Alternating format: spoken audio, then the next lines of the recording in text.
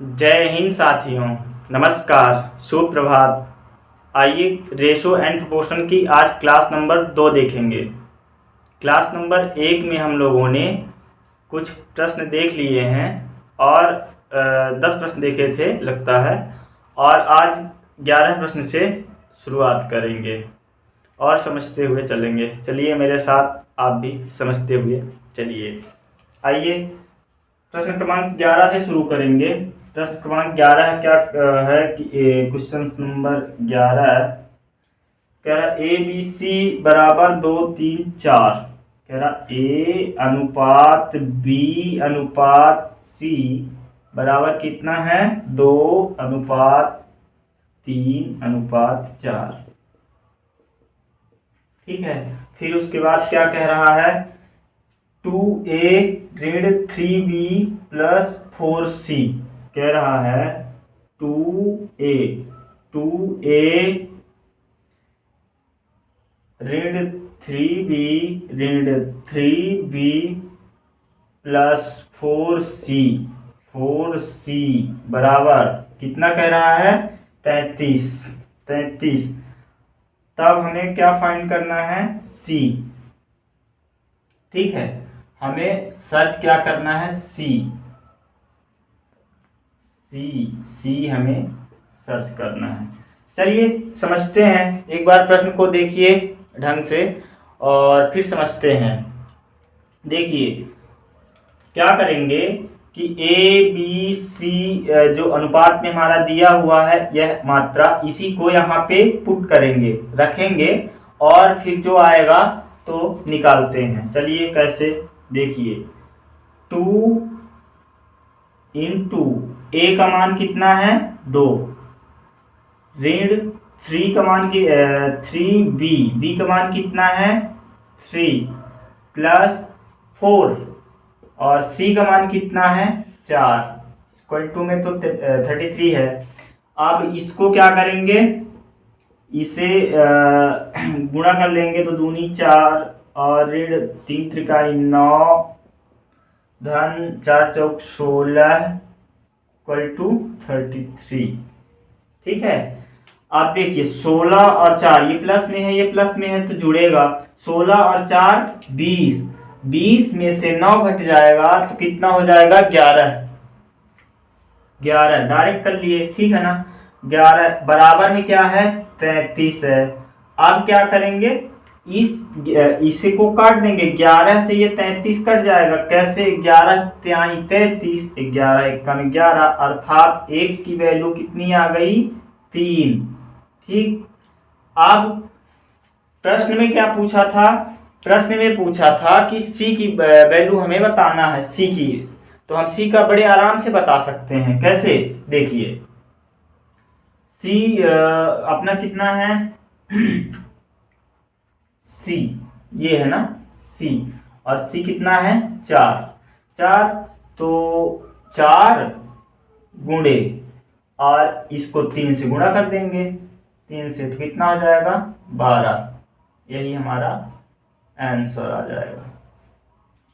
ठीक, अर्थात सी बराबर 12 आ जाएगा।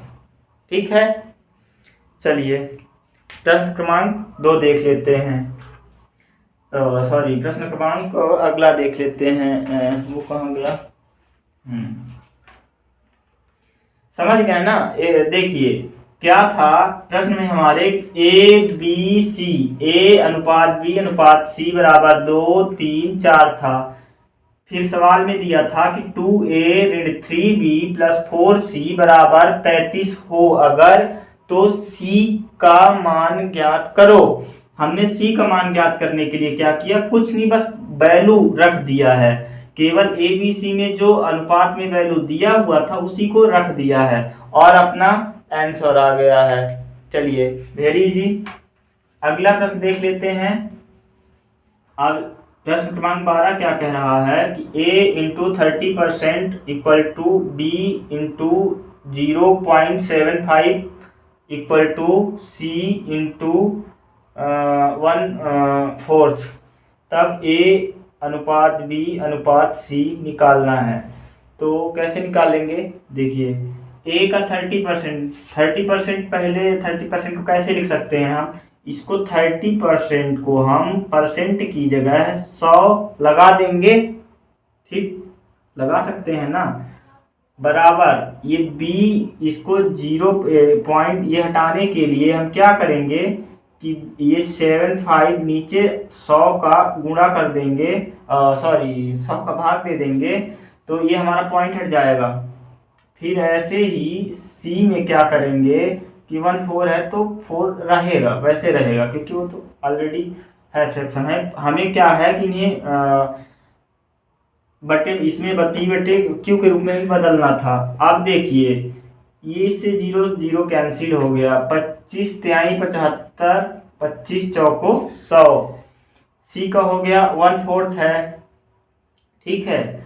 अब क्या करेंगे, जैसे हमने पिछले क्लासों में आपको बताया था कि हम इसको के मान लेते हैं, और जब के मानते थे तो जब यह बटे के रूप में होता था तो ये ऊपर वाली संख्या नीचे, नीचे वाली संख्या ऊपर हो जाती थी, बताए थे ना। तो अब हम वही डायरेक्ट कर रहे हैं, आप समझिएगा।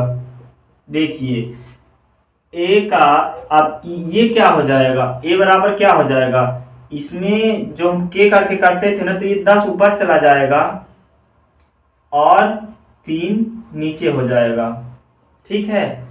और ऐसे ही इसमें हो जाएगा, बी का क्या हो जाएगा, 4 ऊपर चला जाएगा और 3 नीचे आ जाएगा। और ऐसे ही सी का हो जाएगा, 4 ऊपर चला जाएगा और 1 नीचे आ जाएगा, ठीक है। तो इस थोड़ा जगह कम होने के कारण हम एक स्टेप कम कर दिए हैं। आप समझिएगा कि यह अनुपात यह जो है पलट जाएगा, जो नीचे का है वो ऊपर हो जाएगा, नीचे ऊपर वाला नीचे हो जाएगा, ठीक है। आगे हम इसको सॉल्व करेंगे तो हमारा कितना आ गया, ये 10/3, 4/3 और 4/1। अब इसका एलसीएम ले लेंगे, इसको हटाने के लिए ये जो है नीचे बटे में है, तो क्योंकि हम बताए थे कि अनुपात बटे के रूप में नहीं होता है, तो इसको हम हटाने के लिए और क्या करेंगे कि एलसीएम ले लेंगे। 3 का ये 3 आया एलसीएम, तो 3 से ये मल्टीप्लाई भी कर देंगे। अब हम इसी में कर रहे हैं, समझ लीजिएगा, क्योंकि हमारे पास जगह कम है। 3 से ये 3 कट गया और ये 3 से, और यहाँ भी तो 3 कटेगा ना, यहाँ भी तो होएगा,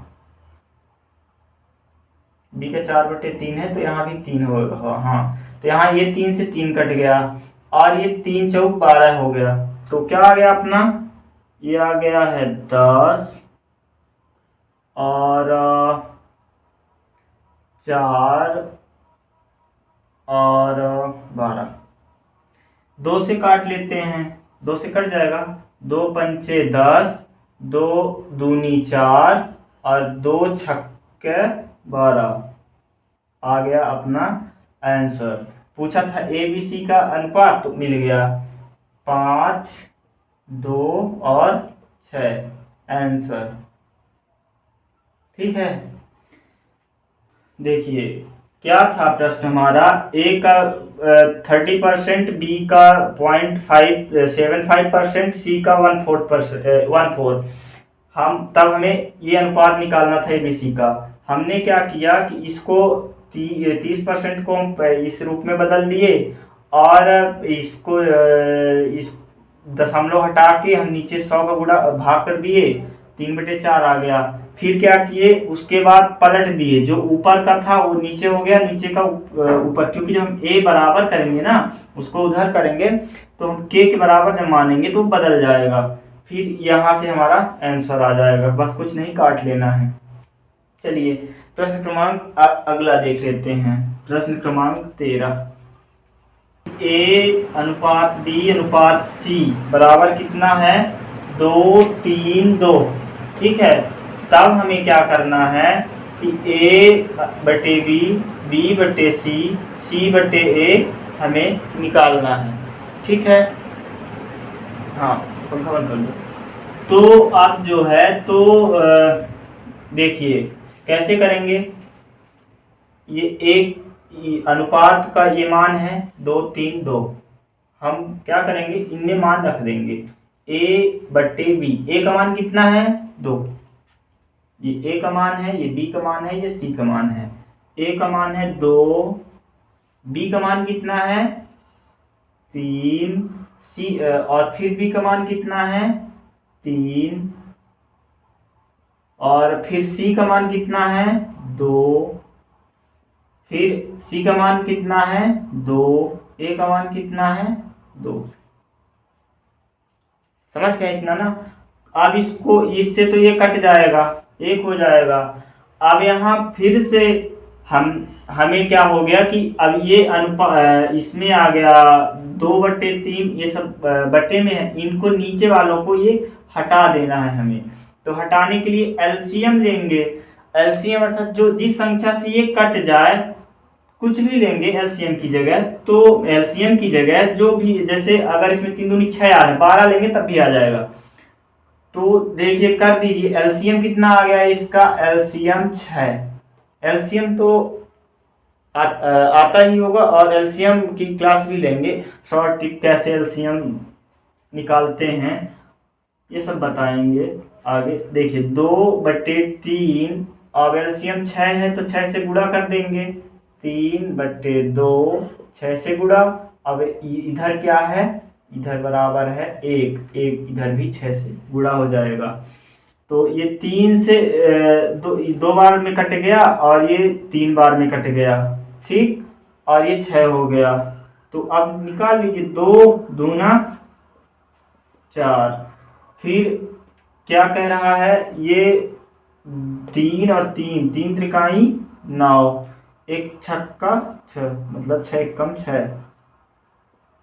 बस आंसर आ गया हमारा, ठीक है। यही, इसको हम अनुपात में भी लिख सकते हैं ऐसे, ठीक है। और ये जो ये इस बटे के रूप में दिया है बराबर करके, तो हम ऐसे भी लिख सकते हैं, ये बराबर, ये हमारा आंसर हो सकता है। चलिए प्रश्न क्रमांक अगला देख लेते हैं, 14 नंबर। इसको एक बार फिर से बता देता हूँ। ABC हमारा इतना था, इसकी बस वैल्यू पुट करना था, इसमें हमने वैल्यू पुट कर दिया। फिर इसको एलसीएम लेकर के इसको हटाने के लिए और इससे गुणा कर दिया, तो हमारा इतना आ गया 4 9 6, ठीक है। अब अगला प्रश्न देख लेते हैं।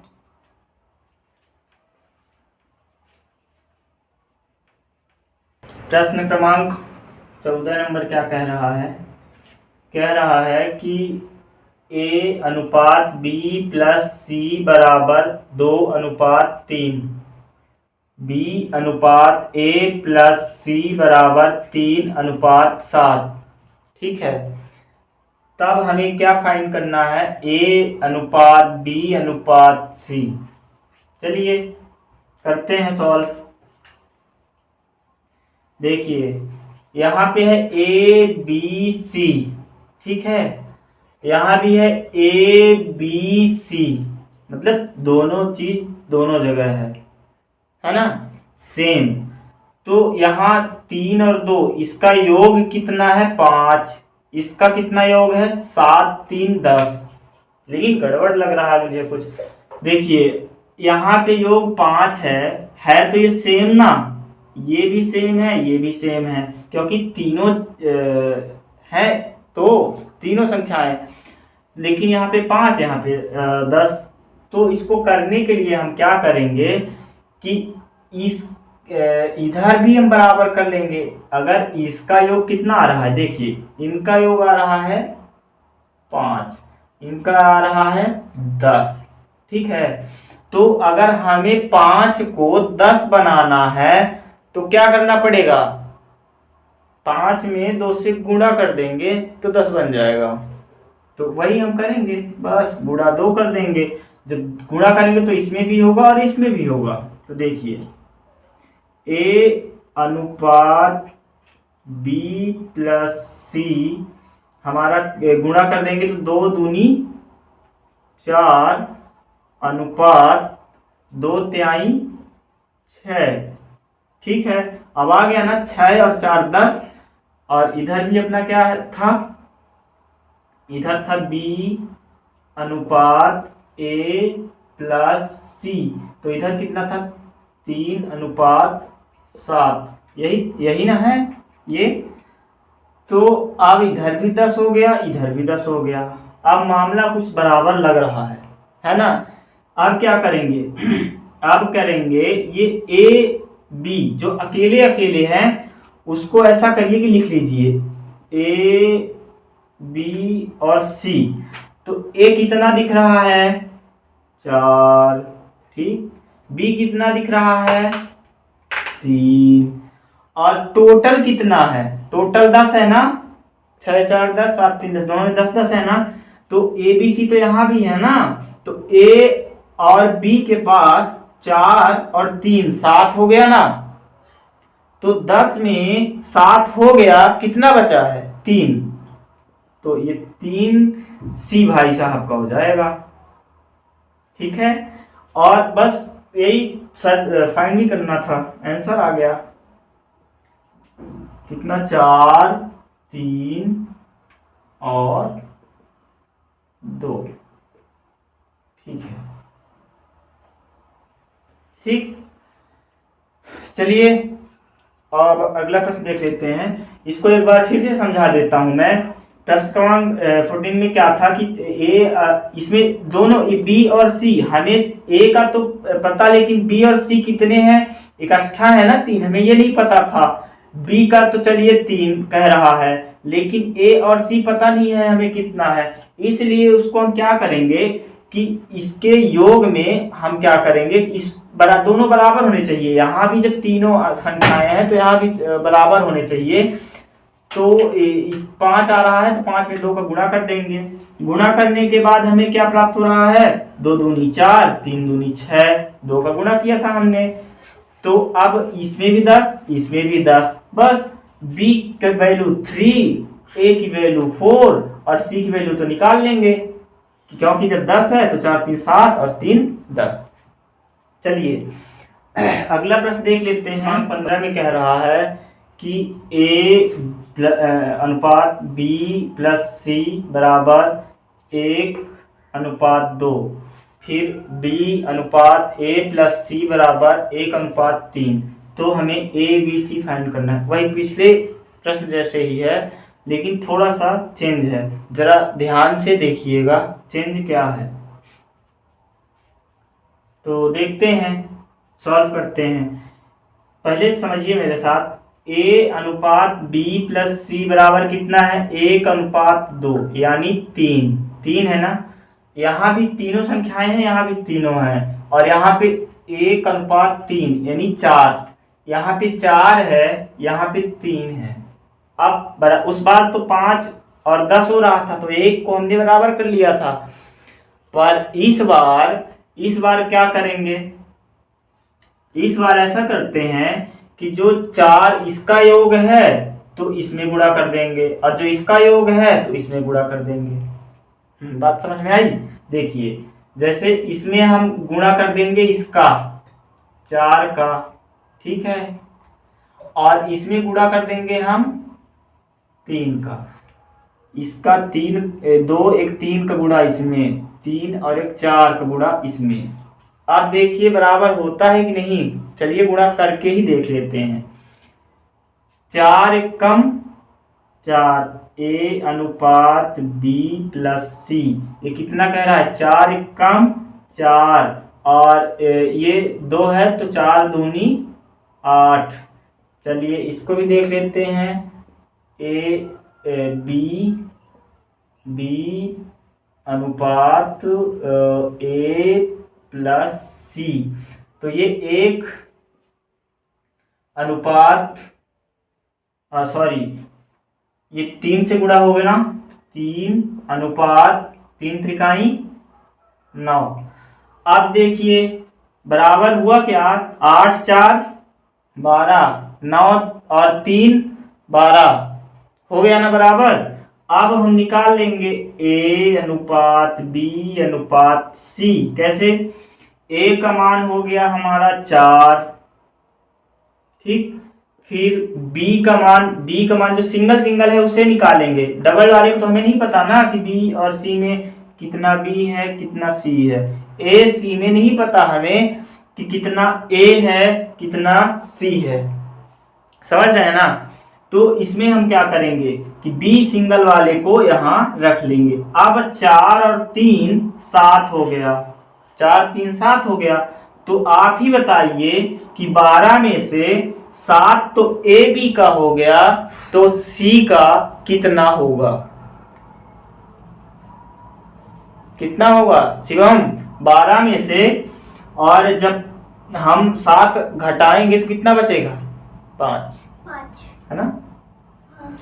तो देखिए अब हमारा आंसर आ गया 4 3 7 और 5 12। ठीक है, इसको एक बार और आप समझते रहिए, मतलब रिवीजन करते रहिए। नहीं आपको नहीं, हाँ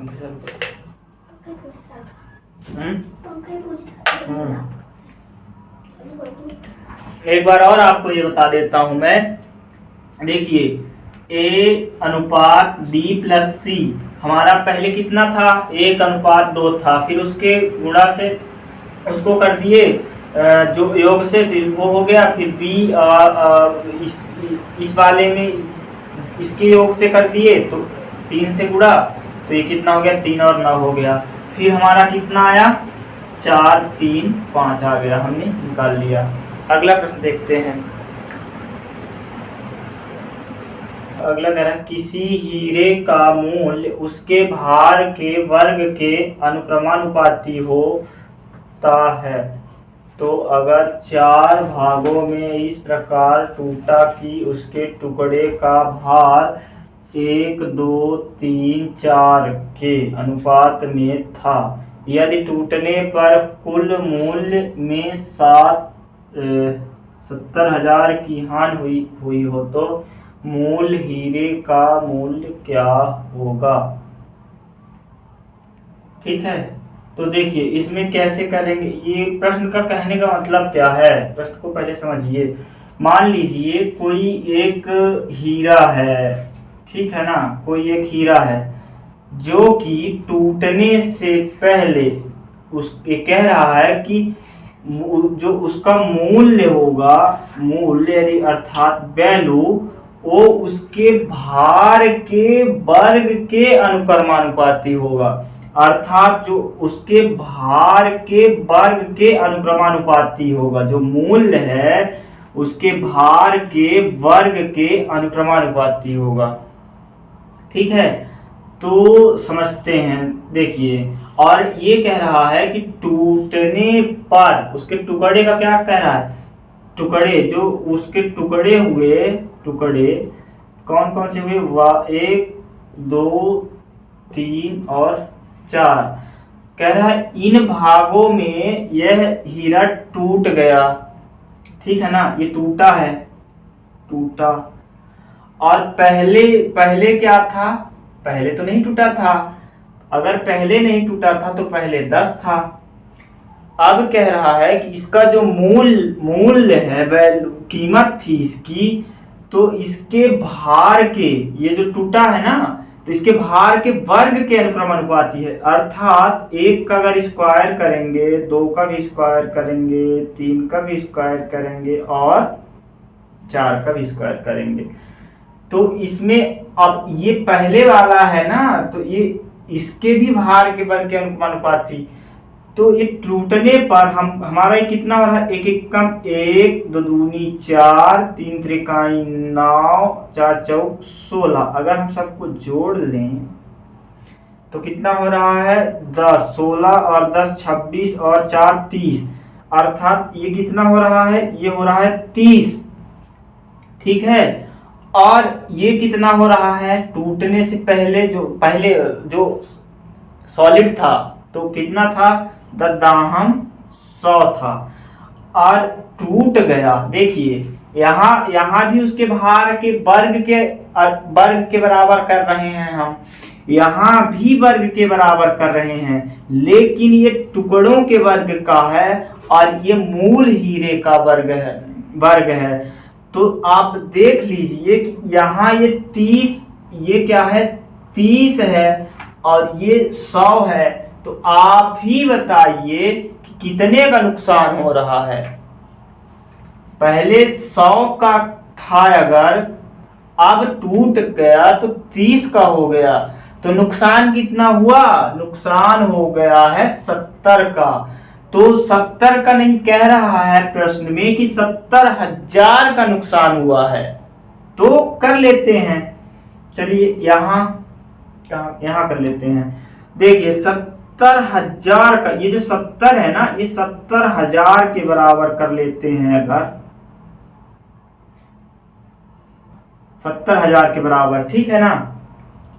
तो अब इससे 7 से ये कट गया, 7 दाहम 70, मतलब आ गया 1,000। तो 1 की वैल्यू आ गई 1,000। सवाल में पूछा था हमसे कि मूल हीरे का मूल्य क्या होगा। तो जो मूल हीरा था अपना, तो यही तो मूल हीरा था, मूल अर्थात शुरुआत वाला हीरा हमारा ये वाला था। मूल जो पूरा था, पूरा हीरा जो था, मान लीजिए पूरा, और एक तो टूटने के बाद ये वाले हो गए हैं। तो पूरे हीरे का मूल्य 100 है, तो 1 की वैल्यू 1,000 अगर है, तो 100 की वैल्यू कितनी होगी? कर लेते हैं, 1,000 मल्टीप्लाई 100 इक्वल टू 1,00,000। 1,00,000 बस आंसर। ठीक, समझ में आया? प्रश्न थोड़ा वो था पूछने के लिए, दोनों कुछ है। 1,00,000, हाँ 1,00,000। देखिए ज्यादा हो गया। हाँ 1,00,000। हाँ पापा, कैट मी। रुक जाओ। देखिए किसी हीरे का मूल्य उसके भार के वर्ग के अनुपाती होता है। अगर 4 भागों में इस प्रकार टूटा कि उसके टुकड़े का भार 1, 2, 3, 4 के अनुपात में था, यह टूटने पर कुल मूल्य में 70,000 की हानि हुई हो, तो मूल हीरे का मूल्य। पहले हमारा हीरा कितना था? टूटने से पहले 10, टूट गया, किस किस भाग में टूटा है? 1, 2, 3, 4 भागों में टूटा है, ठीक है। तो अब कर लेते हैं, तो 10 ये इसका अब कह रहा है कि भार के वर्ग करेंगे ना, तो वर्ग 1 का वर्ग, 2, 3, 4 का वर्ग, यह इधर 10 का वर्ग कर, आप वर्ग कर लेते हैं। कर लिए तो 1, 4, 9 वर्ग यही आएगा ना, और 16 सबको जोड़ा 30 आ गया, इधर वर्ग किया 100 आया। तो अब कितने का नुकसान हो रहा है? हमें दिख कितना रहा है? 70, जबकि प्रश्न में कितना कह रहा है? 70,000 कह रहा है। तो 70 की वैल्यू 70,000 है, ये देखिए 70 की वैल्यू 70,000 है, तो 1 की वैल्यू 1,000। अगर 1 की वैल्यू 1,000 है तो हमें 100 निकालना है, तो 100 की वैल्यू 100,000। चलिए समझ में आया होगा। अब अगला प्रश्न कर लेते हैं, ठीक है। और वीडियो को लाइक भी कर दीजिएगा, हम भूल जाते हैं कहना। और बात केवल मैं पढ़ाई मैं ये सोचता हूँ कि आपका समय ज़्यादा बर्बाद वेस्ट ना हो, और आप सही उपयोग करें, और जो भी पढ़ें वो सुनिश्चित करके पढ़ें कि कंप्लीट उसको रिवीजन सहित पढ़ें। जब आप रिवीजन करेंगे बार बार, तभी आप को वो प्रश्न जो हैं तो बिल्कुल समझ में आने लगेंगे। और अभी 1-2 दिन तो क्लास में, चलिए इसमें रेशो में भी थोड़ा दिक्कत होगी आपको, अगर आप पहली बार पढ़ रहे हैं तो। और अगर आप पहले से पढ़े भी हैं तो हम आपको ऐसा मान के पढ़ा रहे हैं कि आप पहली बार ही पढ़ रहे हैं, ठीक है। तो इसलिए हम बेसिक से बताए हैं, इसीलिए शुरुआत से हमने बहुत इजी क्वेश्चंस लिया था। और अब जो है थोड़े से बढ़ा रहे हैं लेवल, धीरे धीरे लेवल बढ़ा रहे हैं। तो चलिए अगला प्रश्न देख लेते हैं। अगला प्रश्न हमारा क्या कहता है? एक आदमी 2 महीने की आय 3 महीने में खर्च करता है। अरे ये भी नहीं चलेगा।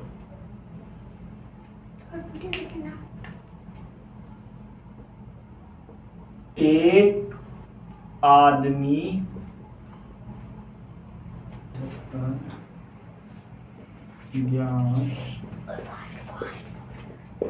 हाँ देखिए, कह रहा है कि एक आदमी 2 महीने की आय 3 महीने में खर्च करता है। यदि उसकी मासिक आय 6,000 रुपए है तो उसकी वार्षिक बचत ज्ञात करें। यानी अगर कोई व्यक्ति 6,000 रुपए पर मंथ कमा रहा है, ठीक है ना, तो और वह जो है तो दो महीने की आय उसकी 12,000 हो जाएगी, ठीक है ना, और खर्च वह 3 महीने में कर रहा है। 3 महीने में उसकी आय 18,000 हो जाएगी, ठीक है ना। यानी देखिए समझिएगा, ऐसे अगर व्यक्ति 3 महीने काम करता है तो 2 महीने की आय 3 महीने में वह 1 महीने की सैलरी बचा लेता है, अगले 3 महीने में भी 1 महीने की सैलरी बचा लेता है। फिर अगले वार्षिक आय पूछा है तो 1 साल में कितने महीने होते हैं? 12। तो हम 3 महीना और फिर तीसरे महीने फिर 1 महीने की बचाएगा, फिर तीसरे महीने 1 महीने की बचाएगा। प्रश्न में ही लिखा था कि 2 महीने की आय 3 महीने में खर्च करता है, मतलब वो थोड़ा प्रश्न को घुमाया है, समझिए कि अगर 2 महीने की आय जो है तो 3 महीने, काम तो पूरा 3 महीने कर रहा है ना, तो अब 2 महीने की उसकी आय हो गई 12,000 और 3 महीने की 18,000, तो उसने 12,000 खर्च किया और कमाया कितना? 18,000। तो बचा कितना रहा है? 6,000 बचा रहा है ना, तो 6,000 वो हर 3 महीने में बचा रहा है। तो ऐसे ही साल का पूछा है तो बस 3 चौक मतलब 6,000 रुपए 4 महीनों तक वो बचाएगा। तो इसमें भी गुणा कर देंगे 4 का, तो बराबर हो जाएगा 24,000। आंसर। ये आसान था और आपको समझ में आया होगा। चलिए जल्दी से और अगला देख लेते हैं। थोड़ा पंखा चालू कर दो भाई, क्या होगा? हाँ देखिए, क्या पृथ्वी पर भूमि और पानी का अनुपात 1:2 है तथा उत्तरी गोलार्ध में 2:3 है, ठीक है ना। उत्तरी गोलार्ध में 2:3 है, तो दक्षिणी गोलार्ध में क्या होगा? पूरे भूमि में, मान लीजिए ये पृथ्वी है, ठीक है ना, पूरे पृथ्वी में कह रहा है कि 1:2 में लैंड और वाटर है, ठीक, भूमि और पानी 1:2 में है। तो और उत्तरी यहाँ नॉर्दर्न हेमिस्फीयर में कह रहा है कि कितना है? 2:3 है, इधर 2:3 है। तो पूछ रहा साउदर्न हेमिस्फीयर में क्या होगा, ठीक। तो इसको कैसे करेंगे, चलिए समझते हैं। देखिए, इसको हम मान लेते हैं कि जो पूरे पृथ्वी, ये जो पृथ्वी कह रहा है, गोलार्ध मतलब गोले का आधा, ये नॉर्दर्न हेमिस्फीयर है, ये साउदर्न हेमिस्फीयर है। तो पूरे पृथ्वी में लैंड और वाटर का कितना कह रहा है? 1:2। इसको हम ऐसा करते हैं क्योंकि 1:2 से तो हम अभी सॉल्व करने में थोड़ा कठिनाई होगी, इसलिए अनुपात को हम कुछ भी मान सकते हैं। कुछ भी मतलब कि जो इसमें मानेंगे उसी में हम 0 लगा दिए ना, कोई फर्क नहीं पड़ता। आप 0 की जगह आप 100 भी रख सकते हैं, इसमें 200 भी रख सकते हैं, कुछ भी रख सकते हैं, आंसर उतना ही आएगा। तो अब देखिए, ये पूरे पृथ्वी में ये 10 और 20 कितने हो गए? 30 हो गया ना। 15 नॉर्दर्न हेमिस्फीयर में और 15 साउदर्न हेमिस्फीयर में, 15 उत्तरी ध्रुव में और 15 दक्षिणी ध्रुव में हो गया। क्योंकि पृथ्वी में आधा, मतलब ऐसा समझिए कि ये पृथ्वी पूरी गोल है, ठीक, पृथ्वी में आधा 15 आधा 15। अब क्या करेंगे कि जो उत्तरी गोलार्ध में कह रहा है 2:3 अर्थात 5, तो ये बताइए 15 में से हम 5 को बांटेंगे, तो 15 में से अगर हम 5 को 15 में से बांटेंगे तो 1 की वैल्यू कितनी आएगी? 1 की वैल्यू 3 आएगी, 1 की वैल्यू 3 आएगी। तो अब हम 3 कर लेंगे, तो 2/3 उत्तरी गोलार्ध में हमारा कितना हो गया, 2/3 नॉर्दर्न हेमिस्फीयर में कितना हो गया 2/3 और 3/9 लैंड और वाटर। तो जो हम माने थे 10, वाटर को हमने 10 माना था और इसको 20, यानी कि ये हमारा भूमि जो था 10 था, तो 10 में से 6 चला जाएगा तो कितना बचेगा 4, और इधर कितना 20 था और 20 में 9 चला जाएगा तो कितना 11। बस दक्षिणी ध्रुव में आ गया 4:9। नहीं समझ में आया, एक बार ऐसे समझते हैं, देखिए